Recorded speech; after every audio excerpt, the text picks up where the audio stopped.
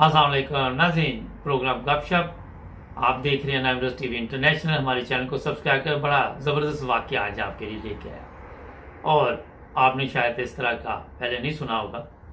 हुआ ये कि ये एक ख़तून है, तो ये बता रही है कि मैं यूनिवर्सिटी जाती थी तो बड़ी अच्छी तालीम हासिल की।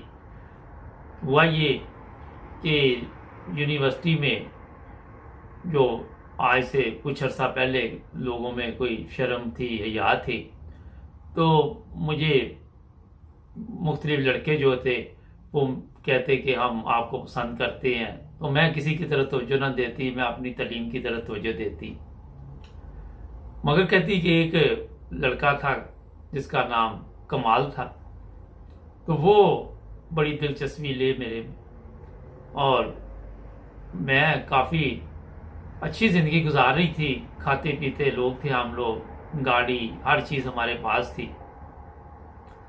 तो जब कहती कि मैंने वो पता किया कि ये बिल्कुल सीरियस है या क्या मसला है, तो उसको मैंने समझाने की कोशिश की कि यहाँ हम तालीम के लिए आते हैं, तो ये फ़ैसले जो है माँ बाप पे छोड़ देते हैं। तो वो ये बातें मेरी नहीं समझ सका और मुझे वो 12 दफ़ा उस वक्त लव लेटर होते थे, क्योंकि टेक्स्ट मैसेज नहीं थे, तो वो मुझे डालता था और यही लिखता था कि तुम मेरी ज़िंदगी हो, मैं तुम्हारे बगैर नहीं रह सकता, मैं मर जाऊंगा, मैं जहर खा लूँगा। मगर खाया नहीं उसने। तो फिर हुआ ये कि मैंने उसको ये कहा कि देखो, मुझे तालीम मुकम्मल करनी है, मैं यहाँ पढ़ने आती हूँ और हम पूरी फैमिली जो है वो तालीम याफ्ता है, तो मुझे आप किसी गलत रास्ते पे ना लगाओ। उस लड़के को थोड़ी बहुत ही समझ आ गई। तो जब मैंने तालीम कहती मुकम्मल की, तो फिर उसने मुझे कहा कि मैं अपने वालिदैन को आपके घर में भेजता हूँ, तो आप अगर आपके वालिदैन भी जिस तरह आप कह रही हो कि वालिदैन पे छोड़ देते हैं, तो अगर वो मान जाए तो हमारी शादी हो सकती है।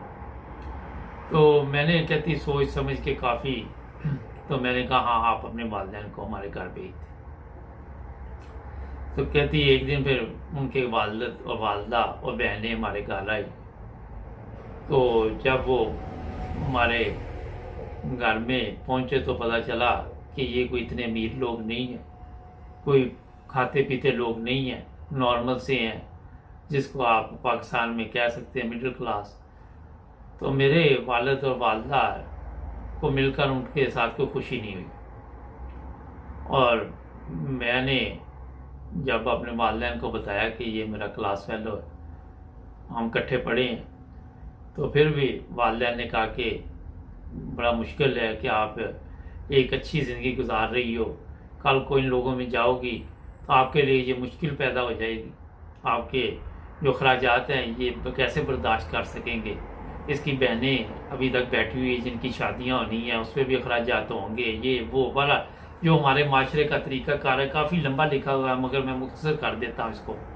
तो कहती जनाब इस तरह उनको मेरे वालिदैन ने माजरत कर ली बड़े अच्छे के तरीके के साथ, क्योंकि ये नहीं कि उनकी कोई इंसल्ट की गई, कोई उनको ऐसा कोई बताया गया कि आप गरीब हैं या आप ये हैं, आप यो वो है, कोई ऐसी चीज़ नहीं उनको बताई गई। यही कहा गया कि हमने अभी बेटी का कोई हमारी का प्रोग्राम नहीं है, हम अभी सोचेंगे, हम गौर करेंगे। और कहती कि हमारे घर में ये था कि जो भी फैसले थे वो वालिदैन करते थे, अरसा दराज से ऐसे ही चला आ रहा था। तो इसके बाद जनाब कहते कि वो लड़के ने दोबारा कोशिश की। मैंने कहा नहीं, जो मेरे वालिदैन ने फैसला कर दिया वही अब मेरे लिए भी कबूल है, जहाँ मेरे वालिदैन मेरा रिश्ता करेंगे मैं वहीं पे शादी करवाऊँ। फिर कहती के वालिदैन ने मेरा रिश्ता एक जगह पे कर दिया और वो लड़का फिर जो बंदा था, आज तो बंदा बना होगा, पहले लड़का था, तो वो फिर दोबारा राब्ता नहीं उसने किया, उसको समझ आ गई शायद इन चीज़ों की। कहती कि इस तरह मेरी शादी होगी और मेरे उसमें से 2 बच्चे हुए मियाँ से, और फिर एक एक्सीडेंट में मेरा मियाँ जो है वो जान से चला गया, कार एक्सीडेंट हुआ और मौका पर ही उसकी मौत होगी। तो इस तरह मैं बेवा हो गई। एक दिन कहती कि मैं फिर सोचा कि अब मैं कैसे ज़िंदगी गुजारूं। मैं अकेली थी, मेरी वालदा भी अकेली थी, वालिद साहब भी वफात पा चुके थे। तो इस तरह मैंने वालिदैन के घर में ये सोचा कि हम इकट्ठे रहें ताकि मैं बच्चों को अपने जो है उनकी परवरिश करूं। तो कहती एक रात हम सोए हुए थे, तो अचानक रात को हमें पता ही नहीं चला कि किस वक्त हमारे घर में डाकू आ गए। और डाकुओं ने आके सबको जनाब, जो हम 4 लोग थे 5 लोग थे, बच्चों को तो पता ही नहीं चला, मुझे और मेरी वालदा को उठाया और कहने लगे कि जो भी है चीज़ें मुझे खुद ही निकाल के ले आओ, इससे पहले कि हम कोई ऐसा काम करें, तशद्दुद करें, ये करें वो करें। तो कहती जैसे ही मैं ने भी डर गए हम लोग, हमने अपने जेवरात निकालने शुरू कर दिए। तो एक डाकू बाहर खड़ा था, वो अंदर नहीं आया हुआ था। तो मैंने जब सब कुछ दिया तो एक डाकू कहने लगा कि अभी भी आपके पास बहुत कुछ है, अभी भी बेशुमार चीज़ें हैं, वो निकाल लो, पैसा निकाल लो, जेवर निकाल लो, ये निकाल लो, वो निकाल लो। बड़ी परेशानी बनी। तो मैंने उसको ऊंची आवाज़ में कहा कि भाई हमारे पास कुछ नहीं है, जो हमने है वो आपको दे दिया है। तो जैसे ही मेरी आवाज़ सुनी तो जो बाहर डाकू था वो भी अंदर दाखिल हो गया। वो जैसे ही अंदर दाखिल हुआ तो मेरे पाँव के नीचे से ज़मीन निकल गई। वो कहती मैं परेशान हो गई, उसने भी मुझे देखा, मैंने उसको देखा, तो मैं हैरान परेशान। तो वो वही लड़का कमाल था जो मैं सोच भी नहीं सकती थी कि वो डाकू बनेगा। और इस तरह मैं अपने आप पे काबू ना कर सकी, कंट्रोल ना कर सकी, वो भी ना कर सका। और वो शर्म के मारे सर झुका के मेरे सामने खड़ा था। और मुझे भी बहुत शर्म आ रही थी कि एक यूनिवर्सिटी में पढ़ा लिखा लड़का आज ये डाकू कैसे बन गया। फिर काफ़ी देर तक उसने डाकू जो दूसरे साथी से उनसे कहा कि हम यहाँ से चलेंगे, हम यहाँ कोई ऐसा सामान नहीं लेके जाएंगे। तो इस तरह उन्होंने हमारा सामान वहीं पे छोड़ दिया और वो चला गया कमाल अपने साथियों के साथ। और ये हुआ कि एक दिन वो कमाल फिर हमारे घर आया, दिन के वक्त, डाकू बन के नहीं, मेहमान बन के आया।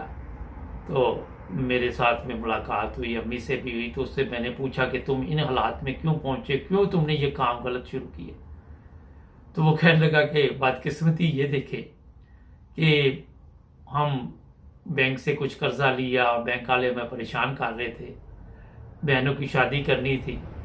और जिस दिन हम डाकू बन के आपके घर में आए, वो पहला दिन था हमारा, कि पहले दिन ही हमने सोचा कि इस घर में डाका डालेंगे। हमें तो पता ही नहीं था कि आप लोग यहाँ पे रहते हैं। तो जब आपको मैंने देखा तो मुझे, आप सोच नहीं सकती मेरे ऊपर क्या गुजरी, कि मैं पूरे 2-4 दिन हुए सो नहीं सका, परेशान हूँ ज़हनी तौर पे। तो उसने बताया कि कर्जे इतने चढ़ गए हमारे ऊपर। और फिर मैंने ये 3-4 लोग साथ में लाए। तो मैंने कहा चलो कोई घर लूटते हैं, वहाँ से लेके जेवर जूवर जो भी है, तो अपने कर्जे उतारते हैं। जहाँ जहाँ से कर्जे लिए हुए थे वो लोग परेशान कर रहे थे। तो मगर हुआ ये कि आगे से आप निकल आई तो मेरा ज़मीर ही नहीं गवारा किया कि मैं आपके घर से एक चीज़ भी लेके जाऊं। मैं एक वक्त था आपको पसंद करता था। तो बातचीत हुई बार। तो कहती मुझे बड़ा अफसोस हुआ उसकी बातें सुनकर, बड़ा दुख हुआ कि इतना तलीम हासिल की और इसको नौकरी नहीं मिली, मुलाजमत नहीं मिली। पाकिस्तान में आपको पता ही है कि तलीम के साथ रिश्वत भी चाहिए, सिफारिश भी चाहिए।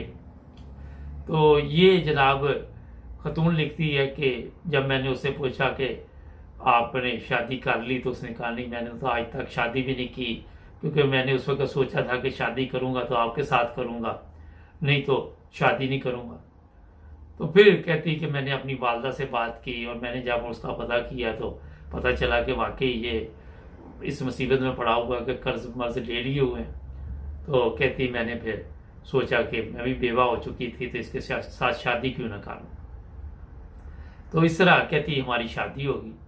और उसके बाद मैंने उसके जो भी बैंक के मसाइल थे उसको हल किया। मेरे पास अल्लाह की याद दिया बहुत कुछ था। मेरा मियाँ जो पहले था वो भी काफ़ी दौलत छोड़ गया था।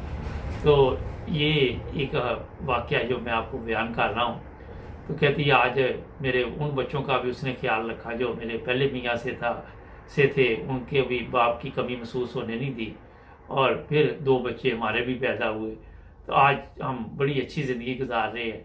और उसको मैंने कभी भी ये यकीन से मैं बता सकती हूँ कि एहसास नहीं दिलाया कि आप किस तरह हमारे घर में आए थे।